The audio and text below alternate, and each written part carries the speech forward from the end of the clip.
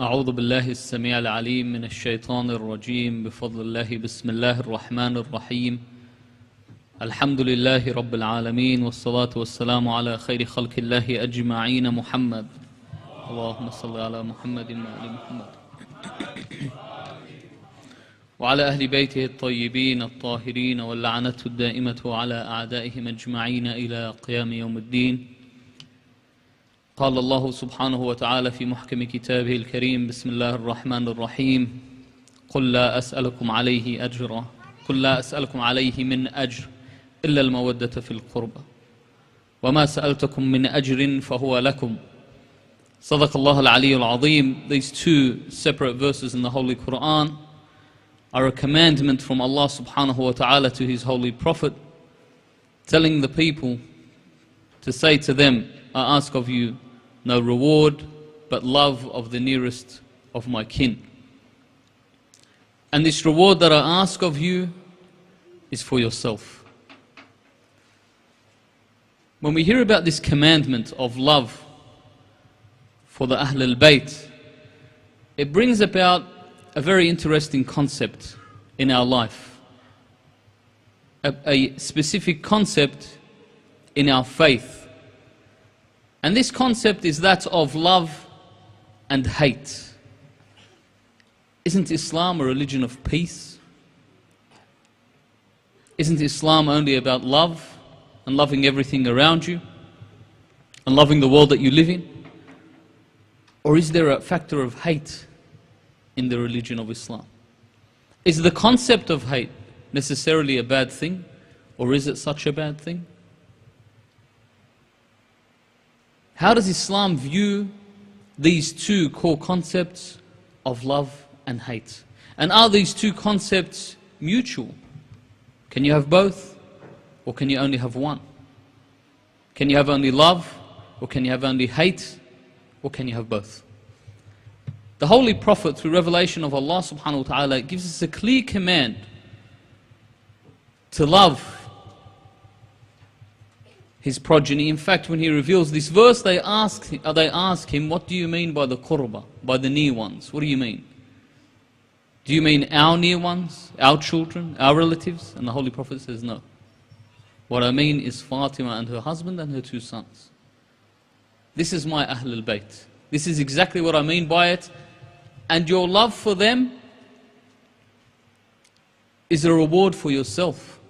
Because obviously the Holy Prophet came with something great, and therefore they wanted to reward him. Now, Allah subhanahu wa ta'ala teaches us through the holy Ahl al-Bayt. He says, أفضل الأعمال الحب في الله والبغض في الله. The best of deeds is love for Allah and hatred for Allah. That you need to have both this love and this hatred. Because without truly having the hatred, you cannot possibly have the love. Our problem is, we work on our own biases. And biases, as I've said before, in the words of Albert Einstein, that biases are basically, or common sense, is a collection of biases that we learn from age 0 to 18. And then these biases become our common sense. This becomes the status quo of our society. That you notice that our society is based on all of these biases. Yesterday when I mentioned the theory of success and the criteria of success, if you take a snapshot of this world that we live in, and we live in one of the most developed countries in the world, one of the most democratic and free countries in the world, and in this free nation that we live in, they make it very difficult for any people of color to enter this country, be they brown or black.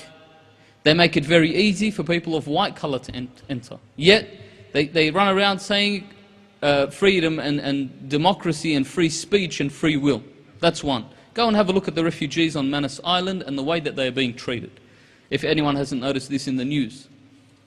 That they do not allow this. They take part in military activity overseas, which then creates these refugees, and they come.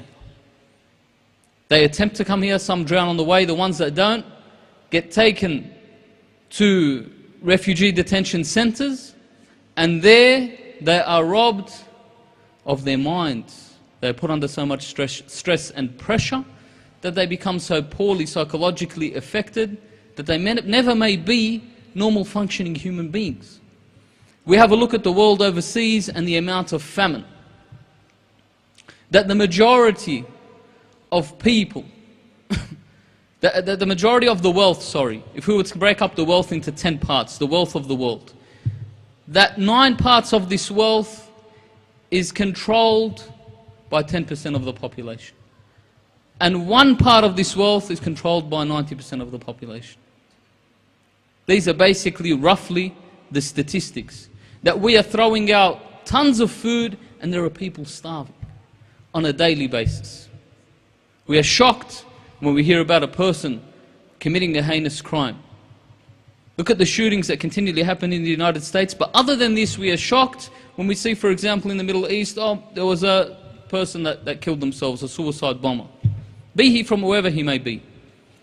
That this person is a product of extreme poverty, of extreme ignorance, that is funded and serviced by ourselves. We have no one else to blame. These governments and our support to these governments, that this is the world that we live in, that a country like occupied Palestine, the Zionist state of Israel, has the ability to arrest children that are 10 years old, 9 years old. They arrest them and keep them held for months at a time. They torture them. And they are counted as the most democratic nation in the Middle East. We don't even need to mention the Arab nations, but this is the state of the world that we live in. That me, as a person who is a citizen of Australia, I am free to travel in the Middle East. But God forbid, in some countries am I allowed to say what my faith is or what my beliefs are. This is the state of affairs. We live in a time where a man who is a billionaire assaults his daughter indecently, his 3-year-old daughter, he assaults her. And because he is so rich, the judge says that this man would not fare well in jail, therefore let him go home and he can go and undergo therapy. That this billionaire won't do well in jail. But he broke the law and he committed the crime. This is the world that we live in. My brothers and sisters, if you think about it, is this a system that you want to succeed in? Is this a system that you are proud to be at the top of? That means you have to be part of this system to be at the top of it. The point that I'm coming back to is this is the system that exists, and they say no hatred. You can't say certain things because it's hatred. If you question certain historical events, this is hatred, be quiet. However, when they talk against our Prophet and against Islam, all of a sudden, it's freedom of speech. And it's not inciting hatred. My brothers and sisters, if we don't have a deep hatred of evil and injustice, then there is no way that we can love truth and justice. There's no way. The two do not equate. One must be hated for the other to be loved. You cannot love injustice and justice at the same time. You can't walk around preaching that you're all for humanity and human rights and the well-being of the poor, and then you yourself help create this poor. You yourself help fund this oppression. You can't be of both. Naturally, as human beings, Allah subhanahu wa ta'ala has given us this emotion of hatred and this emotion of love, because they are meant to be there and meant to be used at the right time.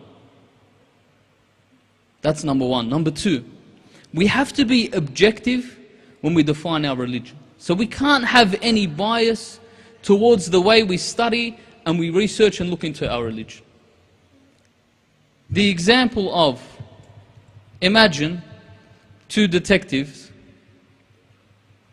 are at a crime scene. One detective walks in with no knowledge of the crime, therefore he looks solely for evidence to come up with his conclusion. Whereas another detective already thinks he knows who did the crime, therefore he looks for the evidence, thinking that I already know who did the crime, so I just want to find the evidence that points to this person, because that will close the case. This is the same way when we look at our religion. You notice the people who tell you that no, there is no hatred in Islam. I love Ahlul Bayt and I love the Shaykhain. I love Ahlul Bayt and I love the Khulafa al-Rashidun. There's nothing wrong with that. You should love everyone as a Muslim. Or somebody who recently told me that why do I find in this country, compared to where he was living before, that there is so much conflict between the different sects of Islam. He says, why in this country do I find that they have so many differences? I said, because in this country you find the people that you're looking at care about their religion. And this is why they care about what is true and what is false. They don't have a supposed notion of Islam. You notice the others, when they study Islam, they come towards it thinking already that, you know what, this man is the first Khalif. Now let's see what happened. So they look at what happened to Fatimiyyah al-Zahra salawatullahi alayha. And they say, well, she was asking for inheritance, and the first Khalif said that I heard the Holy Prophet say, نحن معاشر الأنبياء لا نورث, that us prophets do not give inheritance. What we leave is sadaqah, charity. So they argue the point that it's a possibility that Fatima, wal-ayadu billah, salamullahi alayha, was going after a worldly thing. That she just wanted fadak. That was her issue. Her issue was that she was cut out from the money. That's it. And Abu Bakr is a Siddiq. There is no way that he is going to lie. He is the one that believed in the Prophet after the Isra and Ma'raj, while nobody else believed. So already they have this notion. And they refuse to be objective and look at all the evidence and see what's actually happening. So is it possible that this daughter of the Prophet, Fatimiyyah al-Zahra salawatullahi alayha, after we spoke last night about who this personality is, where she came from, a person that was selected and purified by Allah subhanahu wa ta'ala, how can then you go and place question marks upon it? Clearly, the whole issue with fadak was just to show the reality. This was a system of protest by Fatimiyyah al-Zahra salawatullahi alayha.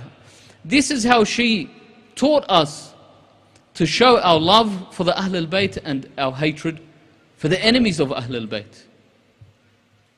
When Fatimiyyah al-Zahra salawatullahi alayha, what was the first reason she went to ask about fadak is the fact that it was given to her in the lifetime of the Prophet. It was never inheritance. The secondary issue became inheritance. She was given it by Rasulullah when Allah subhanahu wa ta'ala revealed the verse, وَآتِ الْقُرْبَى حَقَّهُمْ, that he says, give the near ones their right. And he says this verse was revealed for me to give fadak to Fatimiyyah al-Zahra. So he gave her fadak and some of the lands of Khaybar.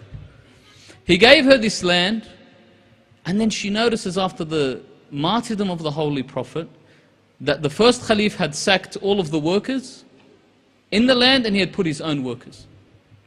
So she said, what's going on? Isn't this land my land? And he says, no. And then she hits him with the secondary, what about inheritance? Do I not inherit? Because he refuses to agree in the first place. So he makes this fabricated hadith that is contrary to the Holy Quran, that is contrary to our whole faith. That the whole point of Islam was to bring honor to the woman. Do we then go back to a place where women do not inherit? Or do we go back to a place where we create our own laws and our own rules and our own regulations? Wasn't the whole point of Islam to destroy this? To destroy supposition? To destroy conjecture? Allah subhanahu wa ta'ala gives us the greatest examples through His servants and how they failed through conjecture. There are a lot of the servants like Iblis, for example, he was the first one to use qiyas or conjecture. He said that I am of fire and he is of clay. I am better than he. So he came up with his own supposition and criteria for faith. In Islam we don't have this. This is why Allah subhanahu wa ta'ala makes it clear. To learn about your faith, you need to be objective. To learn about your faith, you need to put all your biases aside and look at what the facts are. When Allah subhanahu wa ta'ala revealed to Nabi Musa alayhi salam, He says to him, هَلْ عَمِلْتَ عَمَلًا لِي قَطْ Have you done a deed that is specifically for me? What action have you done that is only for me? And so Nabi Musa says, إِلَهِ صَلَّيْتْ لَكَ That I prayed to you. وَصُمْتْ وَتَصَدَّقْتْ وَذَكَرْتْ So he says to him, إِنَّ الصَّلَاةَ لَكَ بُرْهَانٍ That the prayers that you have prayed, this is a proof for you. It is a testimony. And he says, وَالصَّوْمْ جُنَّةٌ Fasting is a protection. In fact, fasting, the one who goes hungry in this world will not be hungry in the hereafter. Amir al-Mu'mineen salawatullahi alayhi, he puts it in a very nice, small saying, as he does with everything. The sayings of Amir al-Mu'mineen are concise clamshells that have pearls of wisdom within them. Amir al-Mu'mineen says, حلاوة الدنيا مرارة الآخرة ومرارة الدنيا حلاوة الآخرة. That what is bitter in this world is sweet in the hereafter. And what is sweet in this world is bitter in the hereafter. So he says fasting, as-sawm junnah, fasting is a protection. And he says, was-sadaqa dhil, that sadaqah is shade on the day of judgment. When the sun will be just over your head and the people will be burning from the sun, this is a shade. وَالذِّكْرُ nur, and remembrance will be light. He says, فَأَيَّ عَمَلٍ عَمِلْتَهُ لِي فَأَيَّ عَمَلٍ عَمِلْتْ لِي Which of the actions have you done for me? Allah subhanahu wa ta'ala is saying. And so Nabi Musa asks, tell me, what are the actions that are for you? And Allah subhanahu wa ta'ala tells him, هَلْ وَالَيْتَ لِي وَلِيًّا أَوْ عَادَيْتَ لِي عَدُوًا قَطْ فعلم موسى أن أفضل الأعمال أو أن أحب الأعمال الحب في الله والبغض في الله. That then Nabi Musa alayhi salam understood that the best of deeds is love for Allah and hatred for Allah. So Allah subhanahu wa ta'ala tells him, have you taken a guardian for me or taken an enemy just for me? The reason behind this is all of the actions that we commit, our prayer and our fasting. At the end of the day, it's for ourselves. In ahsantum ahsantum li anfusikum. That if you do good, it is for yourself. وَإِنْ أَسَأْتُمْ فَعَلَيْهَا. And if you do bad, it is upon yourself. That when you do a good deed, it is for yourself. And when we do commit these good deeds of prayers or sadaqah or everything, it doesn't always come from the heart. It's not always from the heart. We try and make it from the heart. But sometimes you have a bit of this and a bit of that. That's why Allah subhanahu wa ta'ala created, for example, the nawafil. That's why Allah subhanahu wa ta'ala created tasbihat al-zahra. That this tasbih renders your prayer. This is what it does. It renders your prayer whole. However, when you do an action of devotion from love or from hatred for Allah subhanahu wa ta'ala, this action of love and devotion comes purely from the heart. It comes purely from the heart. When you cry, for example, in a majlis over Imam al-Hussein, and the tears come down, this is something that's coming purely from the heart. That it's not about reward anymore. It's about pleasing Allah subhanahu wa ta'ala. It's about doing the right thing by your soul and by your Creator. Amir al-Mu'mineen, he says something very nice. He says that المؤمن لا يأخذ دينه عن رأيه لكن آتاه من ربه فأخذ. That the believer doesn't take his religion based on his opinion. He doesn't conject his religion isn't what he believes it should be or thinks it should be.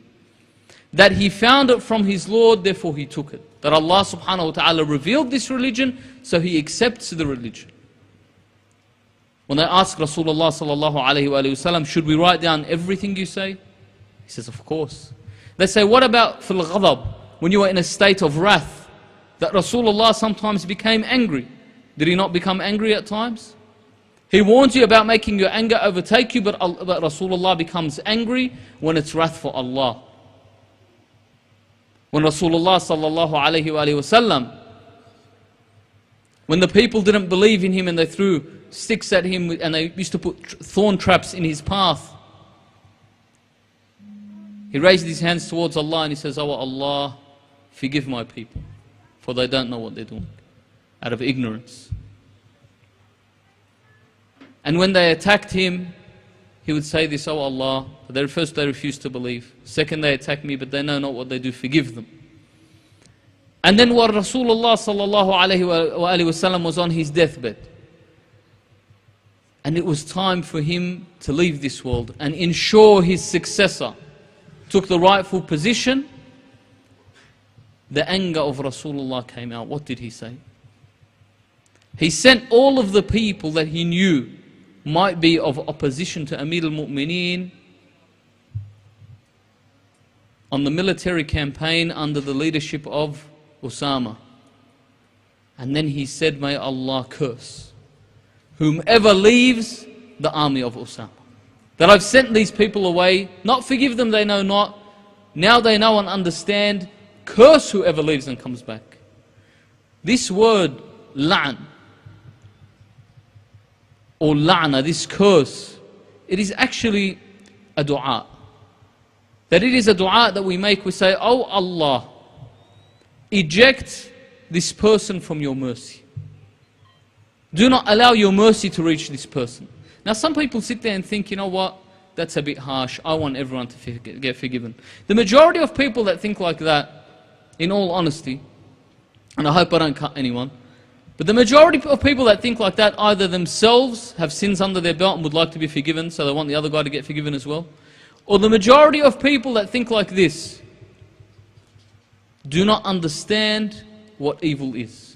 They have seen the blessings of Allah subhanahu wa ta'ala upon them, but they have never been tested through this hardship. They have never been tested through this hardship. Can you imagine, if anyone's ever watched the movie or read the book Charlie and the Chocolate Factory, as a child, you know how they go into the chocolate factory and they have all the fun and he tells them, "Be careful of Mr. So-and-so, the Russian spy." Pretty sure most people have seen or heard of it. Yep. Sallallahu ala Muhammad wa ali Muhammad if you have. Sallallahu ala Muhammad wa ali Muhammad. Anyway, Mr. Willy Wonka, he represents the goodness in the book. And the other guy, the Russian spy guy, represents the evil in the book. So at the end of the book, he tells him he's not really evil, we're both mates. This is how the book ends. So some people might think that, at the end of the day, maybe Allah just created the shaitan to test us a bit, and at the end they're just going to, be all cool with each other. That could you imagine that Abu Sufyan and the Holy Prophet are loved together or become in one place together in paradise? Or could you imagine, for example, Amir al-Mu'mineen salawatullahi alayhi and his enemies, the Umayyads, in one place? Or Imam al-Hussein salawatullahi alayhi and Yazid, both of them loved and both of them in the one place? This is contrary to the adl of Allah, contrary to the justice of Allah. Allah subhanahu wa ta'ala, He says that my mercy is greater than my wrath. However, be warned that these two will not be together. لا يستوي أصحاب النار وأصحاب الجنة. أصحاب الجنة هم الفائزون. That these two cannot be the same.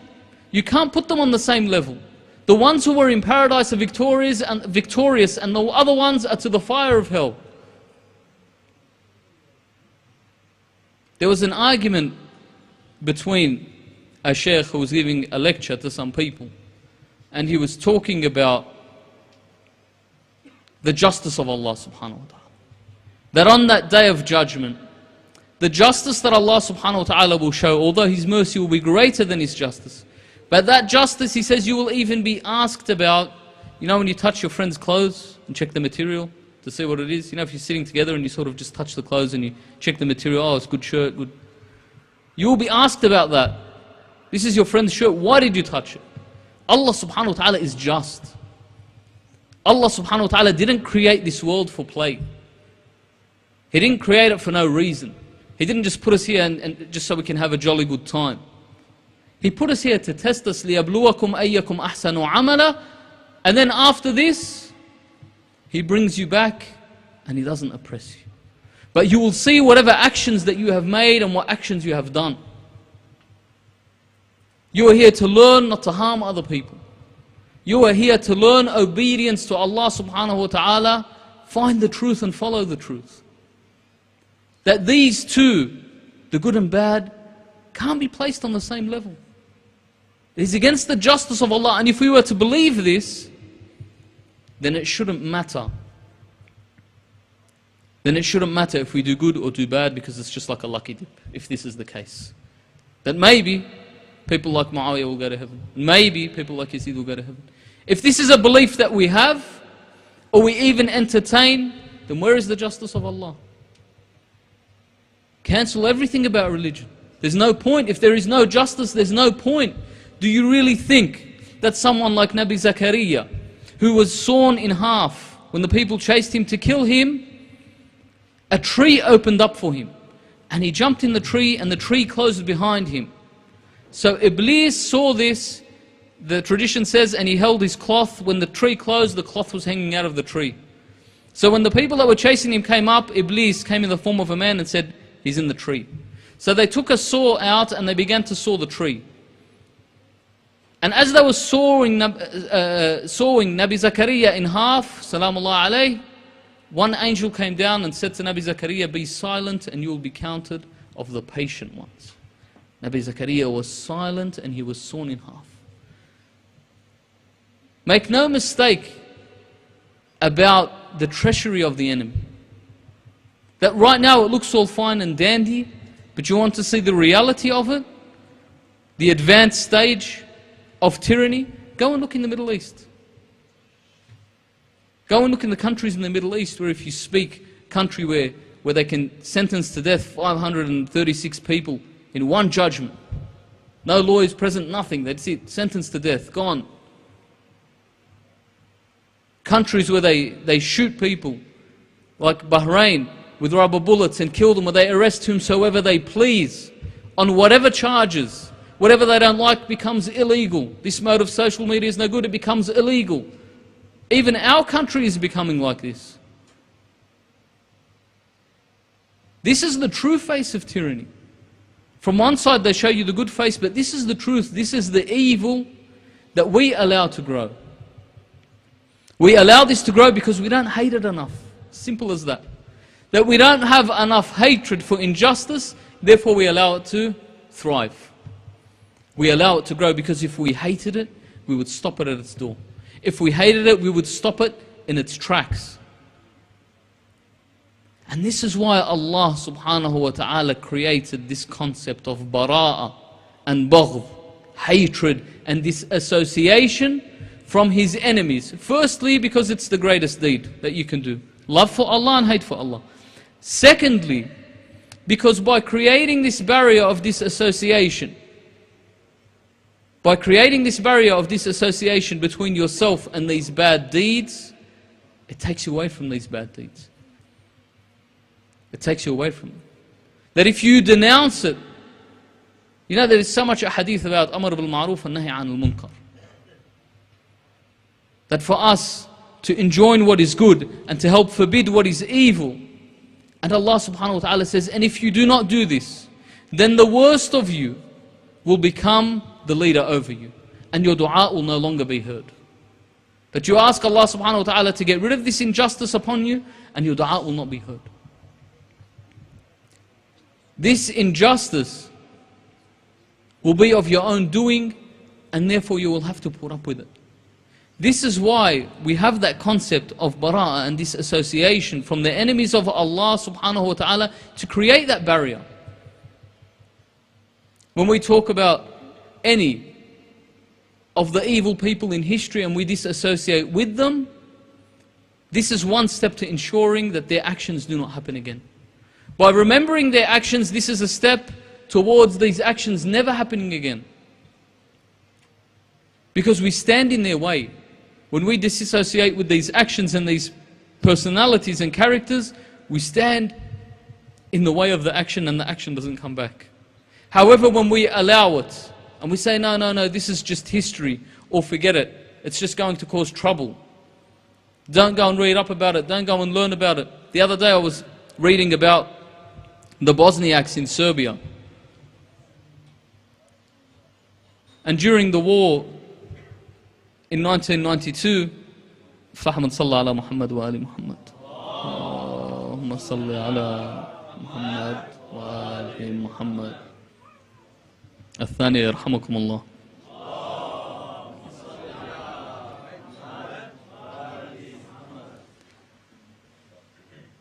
During the war in Serbia in 1992, the Serbian nationalistic government, or the ultra-nationalists, they began to put pressure on the Bosniaks who were Muslim, and they were Orthodox Christian.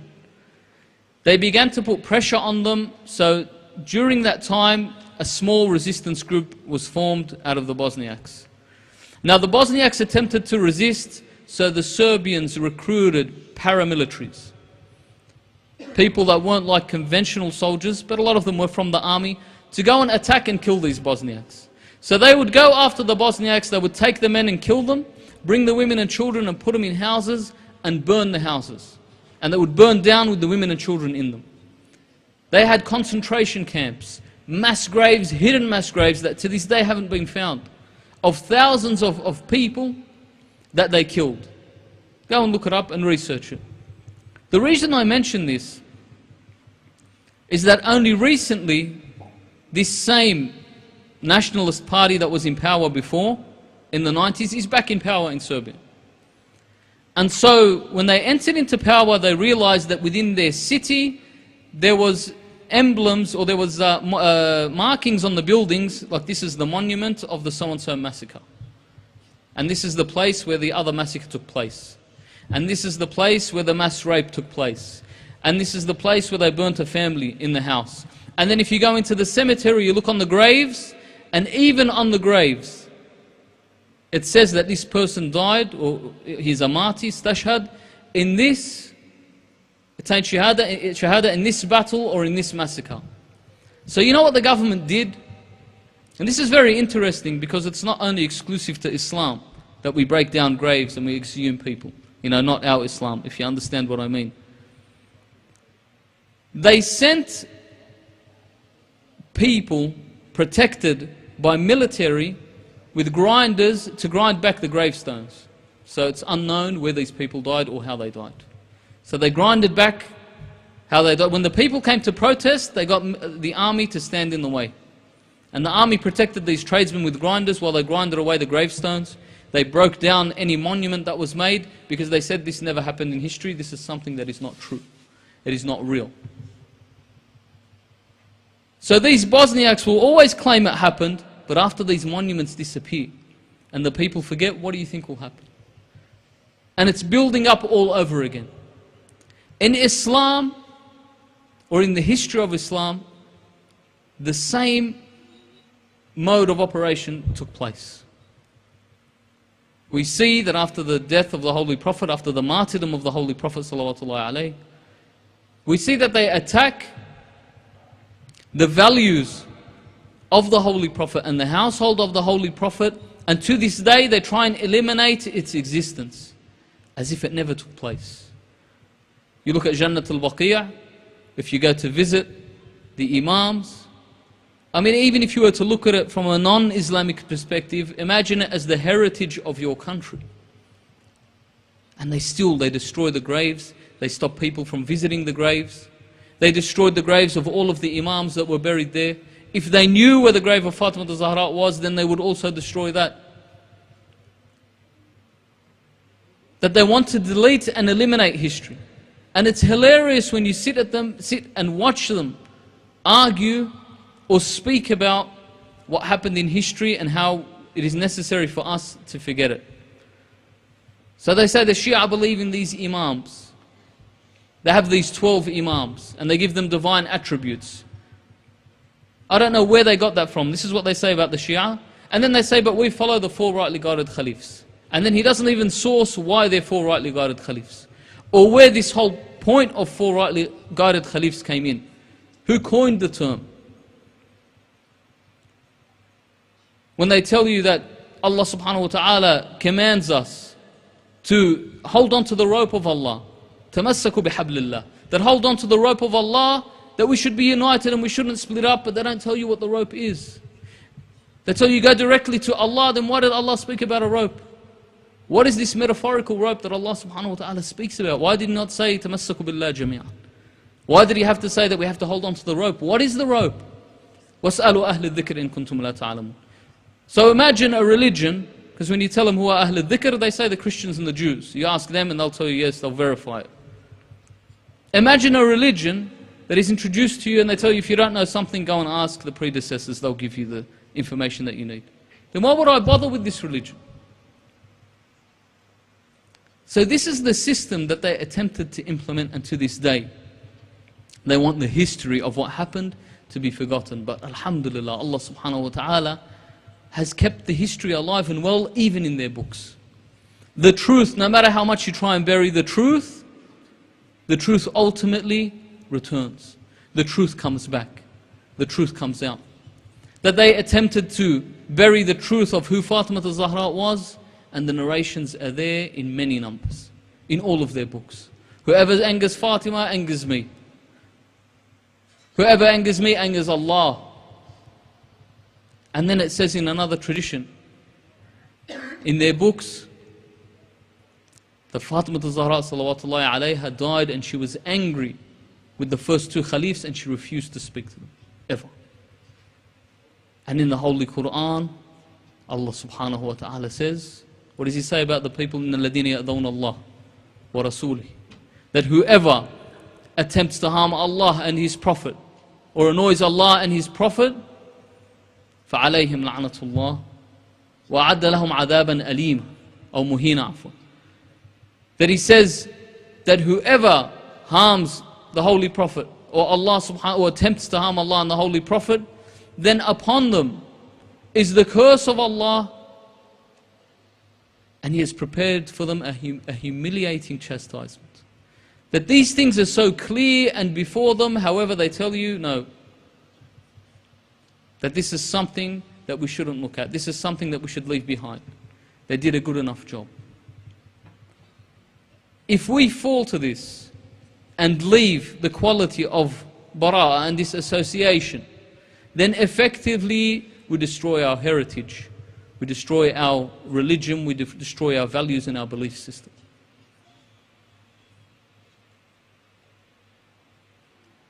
We ask Allah subhanahu wa ta'ala to guide us in the same way that He guides the righteous of His servants against their lower selves, and we ask Allah subhanahu wa ta'ala to hasten the reappearance of our holy Imam. And just before I finish, I almost forgot that tonight, during this period, about 4 years ago, we commemorate the passing of Hajj Abu Abdullah Faiq al-Qadhmi, rahmatullahi alayh. Hajj Abu Abdullah, I was asked to say a few words about him, as he is someone that's a teacher to me, a father figure, an older brother, and his children are like my brothers, somebody that I grew up with. But other than that fact, this man, who was somebody who was staunch on the love of Ahlul Bayt and the disassociation of the enemies of Ahlul Bayt. And the best way that he used to portray this was to follow in the footsteps of the Ahlul Bayt. That he is somebody who used to uphold the sunnah of Rasulullah sallallahu alayhi wa sallam, which was the love of the Ahlul Bayt and the tradition of Rasulullah. He was somebody that you would always see was trying to advance himself and teach others in advancement of knowledge of the Ahlul Bayt and the extra actions that you could do. He was somebody that I remember, even when traveling with him, would never leave Salat al-Layl, for example. That even if we were in transit, and I remember this clearly as a child or as a teenager, that he would be praying this Salat al-Layl even in transit, and try and adhere to every of the mustahab actions that he could. He would actually try every single mustahab action that he read about to say that at least I've tried this or I've done this mustahab action once. He was somebody that was very generous, and his akhlaq was of a very high nature. And obviously he's someone who is a great contributor to many of the Islamic centers, and this being one of them. Now, ultimately I don't think amongst us here today is anyone that's directly related to him, an immediate relation. However, he's somebody that to us is family, and I'm sure to a lot of people in Australia and around the world that he has touched and reached with his charity and his generosity, somebody that they all include as family and have something, some story about him, or in some way they were advanced in their religion. These are the sorts of people who didn't show themselves in the public. I'm confident in saying that Hajj Abu Abdullah rahmatullahi alayhi was someone of alim. However, he never donned the turban, and I don't understand why. However, he was somebody who had such deep understanding and knowledge of the faith and the actions of the faith. So from his actions, without anyone needing to do any advertising, like I said, that there is no one here of his family members even, however, he is still remembered amongst us, and we all remember the great actions and the way that we were touched and received this understanding and knowledge in our souls from this great personality. We ask Allah subhanahu wa ta'ala to have mercy on his soul along with the other founders of this institution, such as Sheikh Fahd rahmatullahi alayhi and Al-Hajj Abu Ja'far and Sayyid al-Naqib and Sayyid Mustajab al-Da'wat and Sayyid Husham, who were people that contributed also to this center. We ask Allah subhanahu wa ta'ala to have mercy on their souls, and specifically on this night we have dedicated to Hajj Abu Abdullah rahmallahu man qara'a surat al-Mubarak al-Fatiha wa ada thawabaha ila arwah al-mu'minina wal-mu'minat la siyama ila ruhi al-tahira al-Hajj Abu Abdullah al-Qadhmi tasfiq as-salat ala Muhammad wa ali Muhammad.